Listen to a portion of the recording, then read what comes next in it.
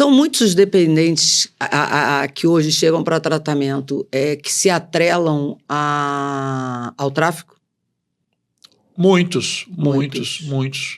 O tráfico é um caminho, né, para se conseguir a droga, né? Muitos são captados pelo tráfico de droga para poder, em troca de droga. Porque antigamente a gente ouvia dizer que o traficante não queria o usuário, né? Hoje não. Hoje a maioria dos usuários, eles ficam de plantão na boca, como olheiro, como radinho.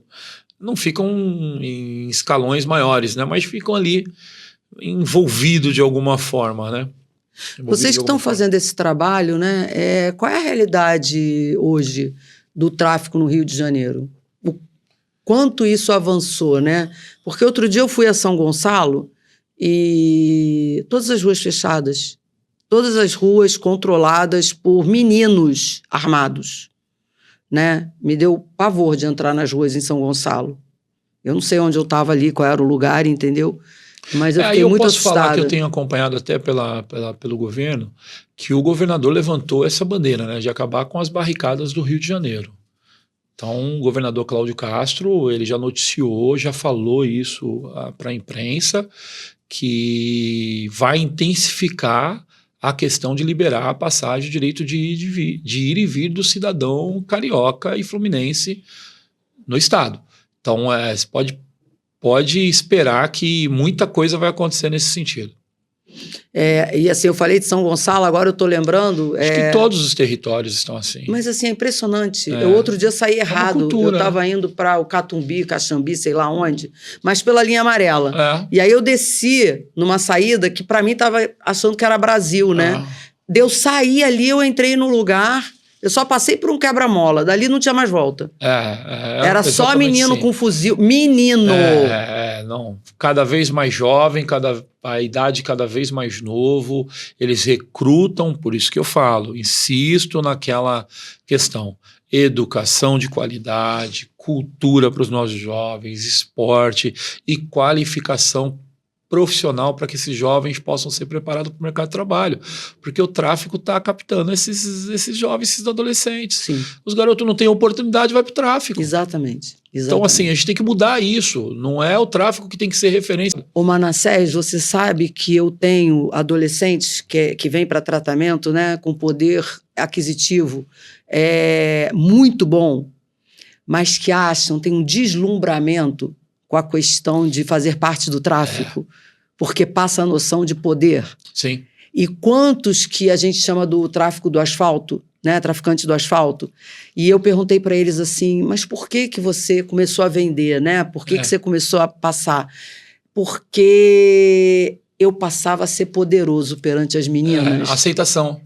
E o quanto isso tem a ver com a autoestima, que a gente precisa trabalhar de base. Eu me lembro que a primeira vez que eu usei substância, maconha, foi justamente por aceitação. Todos os garotos da minha época, da minha idade de 14, 13 anos, que usavam maconha no banheiro da escola, eram os caras que eram ovacionados na escola. Então ali eu queria ter aquela aceitação, eu queria estar naquele meio, eu queria pertencer àquele grupo. Ser o cara, né? Ser o cara. E isso é muito uma questão da base familiar, né? Falta de investimento na família. Porque se você tem um conceito de família, você tem um pai presente, você tem uma mãe presente, e com essa habilidade de lidar com essas questões, você vai passar por esse processo. Mas quando sua família não está preparada para lidar com isso, você fica mais vulnerável. É culpa da mãe e do pai? Não, não é isso que eu estou dizendo. Mas é uma falta de atenção nesse momento que é muito importante para o adolescente, né? Que a idade já é desafiadora, né? Você está falando assim até de uma questão que já tem aqui, né? Qual é o papel das famílias em tudo isso, né? E uma outra questão que eu trago muito forte com relação às famílias, né? É poder... hoje a gente vê famílias que vivem aceleradas. crianças que vivem aceleradas, né? E os pais que acabam não tendo tempo de olhar para essas crianças, de ver o que está acontecendo. E quando eu começo o trabalho do núcleo, é muito em função de olhar para essa criança dentro da estruturação psíquica dela, né? Porque, assim, tem muitas crianças que têm essas ditas comorbidades que a gente vai ver lá na dependência química, lá na frente, e que não foram vistas da infância. Né? Criança que está com dificuldade escolar, criança que está com humor deprimido, criança que está... Mas ninguém entende que criança também sofre de transtornos mentais e transtornos emocionais. Sim. E que se a gente olha para essa criança... E assim, é muito... É legal, né? Que a minha experiência e a sua fizeram a gente poder olhar para os nossos filhos de forma diferenciada. Exatamente. Né? E o sonho da gente, eu acho que eu sou uma sonhadora e você também. Porque quando a gente fala de prevenção, quando a gente fala de tratamento, a gente está lá já no ataque, né? Quando a gente fala de prevenção, a gente é um sonhador. Sim. Né? A gente é alguém que fala, caramba, é possível um mundo diferente para essas crianças? É possível um mundo melhor, né? E você vem cavando isso e eu também. Então, assim, convidar essas famílias, dentro de tudo que você está trazendo, a olhar para esses filhos de verdade, sabe? Não é só cobrar nota, não é só dar o melhor colégio, não é só... De maneira... Vai muito mais além. Ana, vai muito mais além.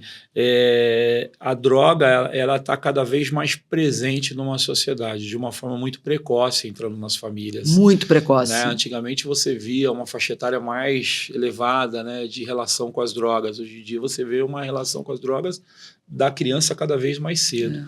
E eu vejo também a falta de humanização do próprio ser humano. Sim. A gente virou uma máquina, né? A gente virou uma máquina. De produzir. A tecnologia avançada, né? De uma forma muito avançada, ocupa muito a mente das nossas crianças. Ocupa muito tempo das nossas crianças. E valores já acabam se perdendo por esses caminhos. E eu acho que a gente tem que... O pai e a mãe têm que se atentar a esses valores. Resgatar os valores. É tão gostoso sentar e almoçar com seu filho. É tão gostoso você sentar, almoçar, esposa, filho, criança. E como é difícil as pessoas entenderem que isso é prevenção. Isso é fundamental. Isso é prevenção. No lar. Você não pode se perder esses momentos que precisam por causa do trabalho, por causa da tecnologia, por causa do WhatsApp, por causa do Instagram, por causa disso. Que às vezes as pessoas não se conversam mais, ficam numa sala, a televisão ligada e todo mundo no celular e ninguém nem assistindo a televisão, quanto mais interagindo entre si. E hoje as pessoas se falam pelo celular, dentro de casa. Se ela tá na cozinha, mãe, você tá no andar de cima? Desce pra almoçar. Desce pra almoçar. Então, assim, não tem, né, de lá, o filho, manhã, não tem mais manhã. É manhã no celular, no WhatsApp. Quando a gente fala que dependência química é resgatar a intimidade, o pertencimento, né, para que a droga não ocupe esse espaço. Manassés, eu queria te perguntar, porque ele já tá ali me dando tempo. A sua visão da mega operação. Importante. Nesse momento é importante. Mais uma vez, estamos juntos. Importante, porque não tem outra forma nesse momento de atuar. Concordo. A coisa está muito fora do controle. E é o que a gente falou, deixou de ser só o tráfico. Muito fora do controle. Então, o que a gente fizer agora vai ser a longo prazo, na prevenção, em outras ações que a gente pode fazer dentro dos territórios. E que estão sendo feitas, só que só elas não estão dando conta. Não. Precisa de um Estado mais enérgico, mais duro, com limites.